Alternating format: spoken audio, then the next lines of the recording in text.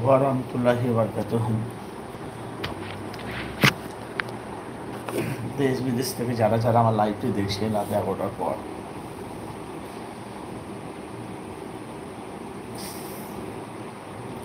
প্রত্যেকটা ভাইকে আমার চ্যানেলের তরফ থেকে সালাম ও ভালোবাসা মোবারক জানাই।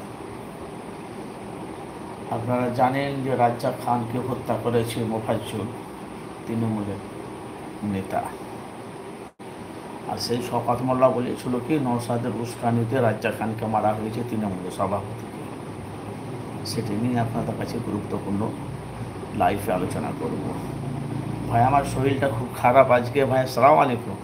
ওয়ালাইকুম আসসালাম ওয়া রাহমাতুল্লাহি ওয়া বারাকাতুহু। ভাইজান শরীরটা খুব খারাপ। ভাইজান এক্ষুনি একটা আব্বাস সিদ্দিকী ভাইজানের ভিডিও ছাড়লাম, দেখে আব্বাস সিদ্দিকী ভাইজানে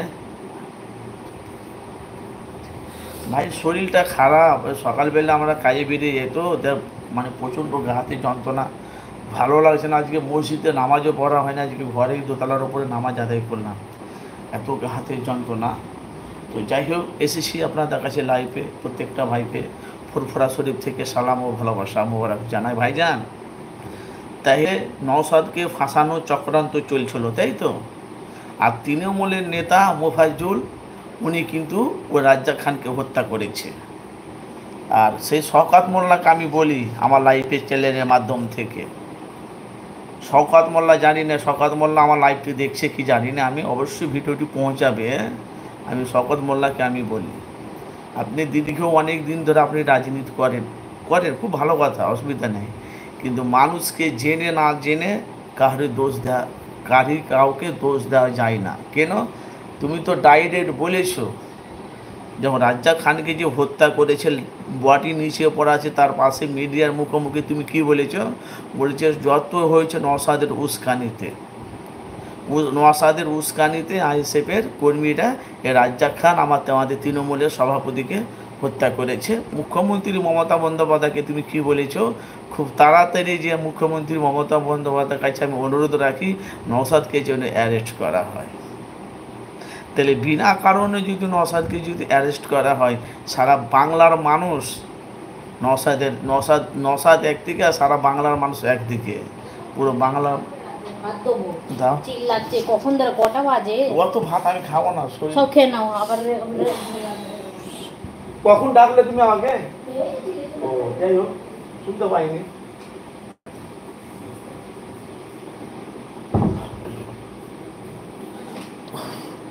তো জানি না কে কোথা থেকে আপনারা বক্তব্য শুনছেন। তো নওশাদকে ফাঁসানো অত সহজ নয়। আপনারা যে মনে করেন নওশাদকে ফাঁসিয়ে দেবো, নওশাদকে ফাঁসানো সহজ নয়। কেন? নওশাদের কর্মীরা এত নির্দিষ্ট নয়, একটা মানুষের প্রাণ নিয়ে নেবে। আর নওশাদ তো বলছি আমি এখনও অত হিংসুটে হয়নি যে রাজনীতি ময়দানে এসে আমি মানুষকে হত্যা করাবো। ভালো করে বুঝবেন। আর মুখ্যমন্ত্রী মমতাকে কি বলছে? খুব শীঘ্রই যেন নওশাদকে অ্যারেস্ট করা হয়। এই আইএসএফের দলটা যদি ভাঙড়ে থাকে, আরও দীর্ঘ কতদিন দেখো মা বোনেদের স্বামী হারাতে হবে। কার বাপ যাবে, কার ভাই যাবে, কার শালা যাবে, কার বোনাই যাবে, কার ভাই যাবে, কার বোন, কথা একটা বলছি, কতজনা মা বোনেদের বুক খালি হয়ে যাবে, তাই তো?